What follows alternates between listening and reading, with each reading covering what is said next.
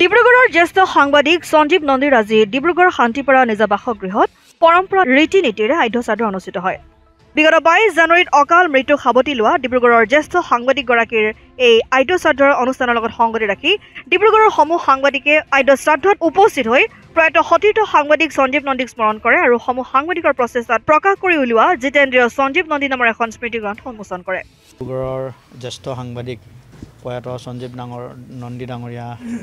আচলতে চিকিৎসাধীন অৱস্থাত যোৱা 22 জানুৱাৰীত আমাৰ মাজৰ পৰা ইহলীলা সম্বৰণ কৰিছে তেখেতে আৰু তেখেতক শ্ৰদ্ধাঞ্জলি জনাই ডিব্ৰুগড়ৰ সাংবাদিকসকলৰে নহয় তেখেতে ডিব্ৰুগড়ৰ সমাজ জীৱনৰ এগৰাকী আচলতে অতি প্ৰিয় ব্যক্তি আছিল, অতি অমায়িক এগৰাকী সাংবাদিক আছিল আৰু তেখেতৰ স্মৃতি সজীৱ কৰি ৰাখিবৰ কাৰণে ডিব্ৰুগড়ৰ সাংবাদিকসকলে সমূহ সাংবাদিক ডিব্ৰুগড় প্ৰেছ ক্লাব বা বৃহত্তৰ ডিব্ৰুগড় প্ৰেছ ক্লাব মিডিয়াই হওক সকলো সাংবাদিকে একত্ৰিতভাৱে আমি এখন তেখেতৰ স্মৃতিত এখন আমি স্মাৰক গ্ৰন্থ আমি প্ৰকাশ কৰি উলিয়াইছিলোঁ। জ্যেষ্ঠ সাংবাদিক ৰতন হাজৰিকাৰ মুখ্য সম্পাদক আৰু যাদৱ গগৈ, ললিত শৰ্মা, অভিক চক্ৰৱৰ্তী আৰু জ্যোতিষ পাতিৰৰ সহ সম্পাদনাত আমি এই স্মাৰক গ্ৰন্থখন আমি প্ৰকাশ কৰিছিলোঁ আৰু আজি এই গ্ৰন্থখন আমি ডিব্ৰুগড়ৰ সমূহ জ্যেষ্ঠ কনিষ্ঠ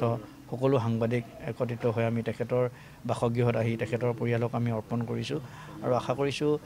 ইয়াৰ জৰিয়তে প্ৰয়াত নন্দী ডাঙৰীয়াৰ যি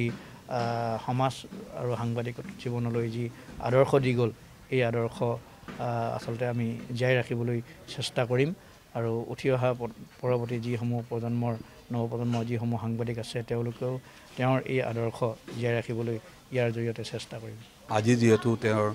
আদ্য শ্ৰাদ্ধ আৰু আমি তেখেতৰ বাসগৃহত আজি উপস্থিত হৈছোঁ ডিব্ৰুগড় প্ৰেছ ক্লাব আৰু বৃহত্তৰ ডিব্ৰুগড় প্ৰেছ ক্লাবৰ সমূহ সদস্যসকল